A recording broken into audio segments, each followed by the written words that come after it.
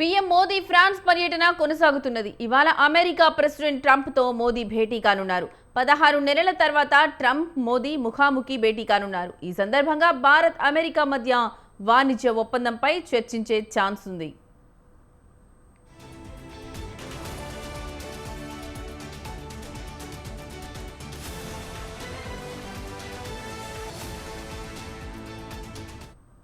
PM Modi France పర్యటన కొనసాగుతుంది. ఇవాళ అమెరికా ప్రెసిడెంట్ ట్రంప్తో మోదీ భేటీ కానున్నారు.